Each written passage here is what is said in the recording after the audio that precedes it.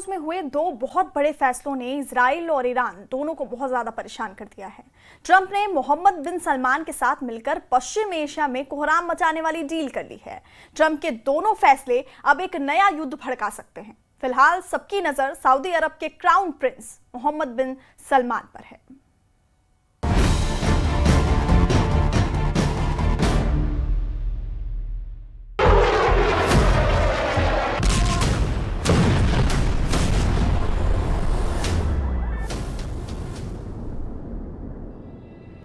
America में इस meeting ने दुनिया के दो बहुत बड़े दुश्मनों को बेचैन कर दिया है। आसमान में गरजती F-35 ने ट्रंप के सबसे बड़े दुश्मन को मैसेज दिया है, तो व्हाइट हाउस के अंदर ट्रंप का फिलिस्तीन वाला मुद्दा ऐसे उठा कि इस बहुत ही खास बैठक से तेल अवीव से लेकर तेहरान की लीडरशिप तक तनाव बहुत ज्यादा बढ़ गया।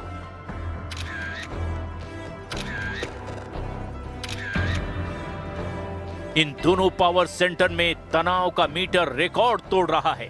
सलमान और ट्रंप की मीटिंग के पीछे असली मकसद क्या है, ये इजरायली प्रधानमंत्री नेतन्याहू के लिए भी उतनी ही बड़ी पहेली है जितना बड़ा सरप्राइज ईरान के सर्वोच्च नेता अली खामनेई के लिए है।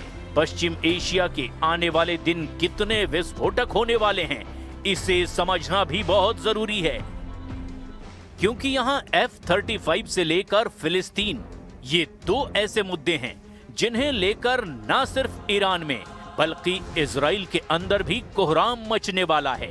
अली खामनेई जानते हैं कि F-35 का इस्तेमाल ईरान के खिलाफ होगा और नेतन्याहू का दावा है कि फिलिस्तीन उनके जीते जी नहीं बनने दिया जाएगा।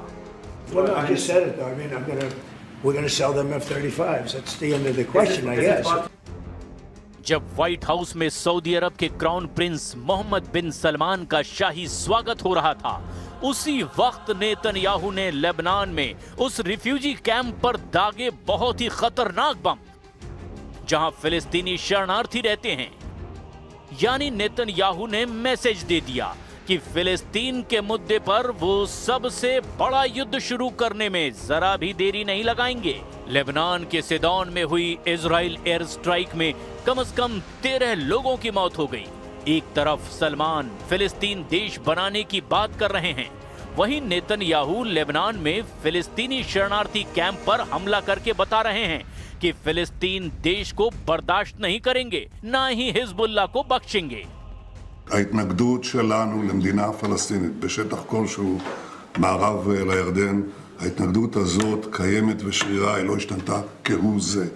אני עודף את הניסיונות הללו כבר עשרות שנים, ועושה את זה גם מול לחצים מן החוץ ולחצים מבית, אז אני לא זקוק לחיזוקים וציוצים והרצאות מצד איש. आखिर डोनाल्ड ट्रंप और मोहम्मद बिन सलमान की मीटिंग में ऐसा क्या हुआ जिसने इजराइल और ईरान दोनों को बहुत बुरी तरह भड़काने की वजह दे दी? ये समझना भी बहुत जरूरी है। इसमें कोई शक नहीं कि क्राउन प्रिंस सलमान का स्वागत करने में डोनाल्ड ट्रंप ने कोई कसर नहीं छोड़ी।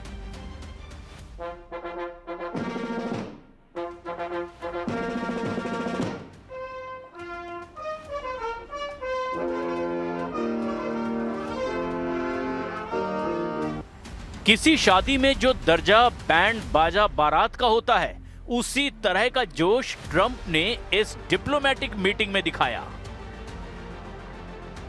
डोनाल्ड ट्रंप ने उसी अंदाज में मोहम्मद बिन सलमान को वेलकम प्रिंस कहा, लेकिन इस स्वागत के साथ अंदर खाने की खबर क्या है, इसे पूरी दुनिया समझना चाहती है। दोनों के बीच हुई बातचीत में सऊदी अरब ने कहा कि वो गाजा को फिर से बसाने के लिए फंड देगा। कितनी रकम और कब दी जाएगी ये नहीं बताया गया।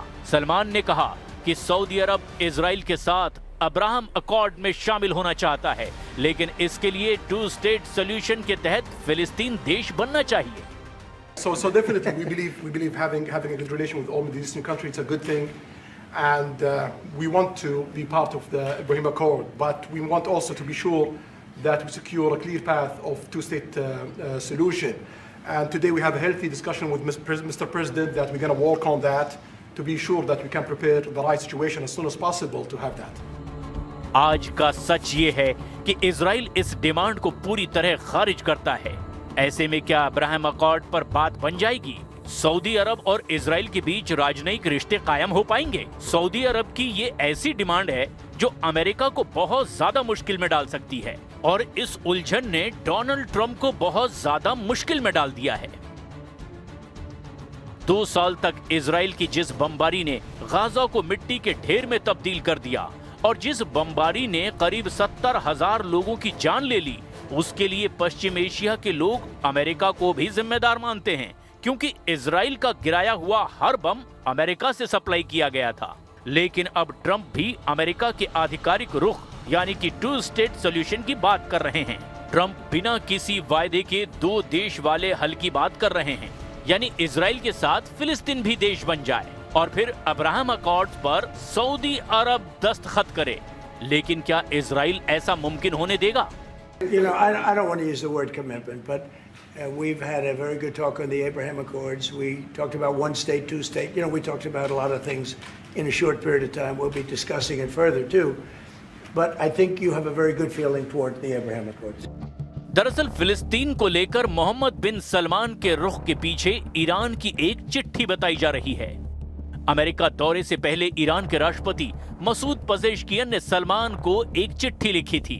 इस चिट्ठी की टाइमिंग को लेकर पूरी दुनिया में ये हेडलाइन बनी। ईरान से लेकर अमेरिका और अरब वर्ल्ड से लेकर इजराइल तक इस चिट्ठी की चर्चा हुई। बताया गया कि ईरान ने अमेरिका और सऊदी अरब के बीच होने वाली किसी भी डील को लेकर ईरान की फिक्र जाहिर की और अब्राहम अकॉर्ड्स पर भी चिंता जाहिर की गई। ऐसे में ट्रंप और सलमान की मीटिंग में ईरान को सबसे ज्यादा किस बात से झटका लगा है, वो भी समझने की जरूरत है। सलमान के स्वागत के दौरान डोनाल्ड ट्रंप की वायुसेना ने ये फॉर्मेशन दिखाई, जिसमें F-35 स्टेल्थ फाइटर जेट शामिल हुए। अमेरिका और सऊदी अरब के बीच 86 लाख करोड़ रुपए की डील हुई। 86 लाख करोड़। इसमें सिविल न्यूक्लियर एनर्जी के अलावा सबसे बड़ा नाम F-35 का है। ट्रंप ने कहा कि सऊदी अरब को वही F-35 दिया जाएगा जो उसने इजराइल को सप्लाई किए हैं। अब सवाल ये है कि सऊदी अरब को मिलने वाला F-35 किसके खिलाफ काम आएगा? सऊदी अरब किस दुश्मन के खिलाफ इसे इस्तेमाल करेगा?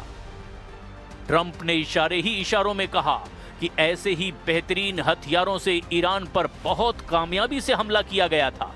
They're going to purchase F-35s. They're buying them from Lockheed, and it's a great plane. We make, by the way, the best military equipment. You saw that during the Iran little skirmish.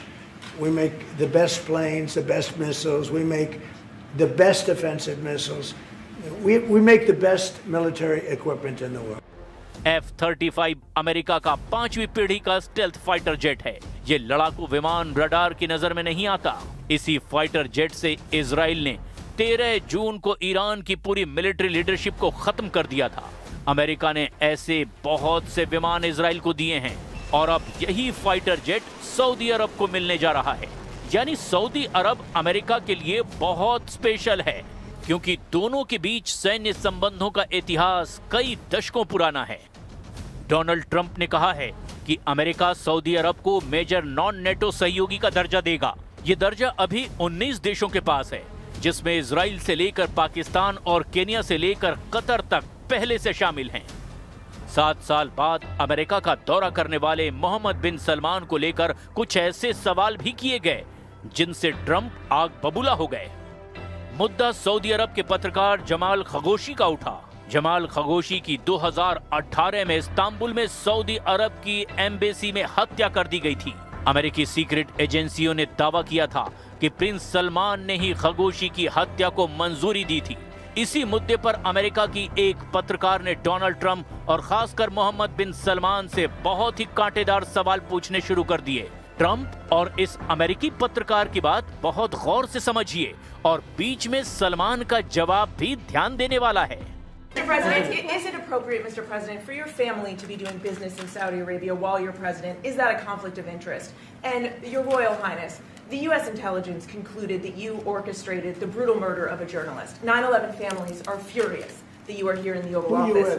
Why should Americans Who trust are you you? with? No, who are you with? I'm with ABC News, sir. You with who? ABC News, sir. Fake news, ABC fake news, one of the But the worst, question is one of the legitimate, worst sir. in the business. But I'll answer your question. Thank you. I have nothing to do with the family business. As far as this gentleman is concerned, he's done a phenomenal job. You're mentioning somebody that was extremely controversial. A lot of people didn't like that gentleman that you're talking about. Whether you like him or didn't like him, things happen.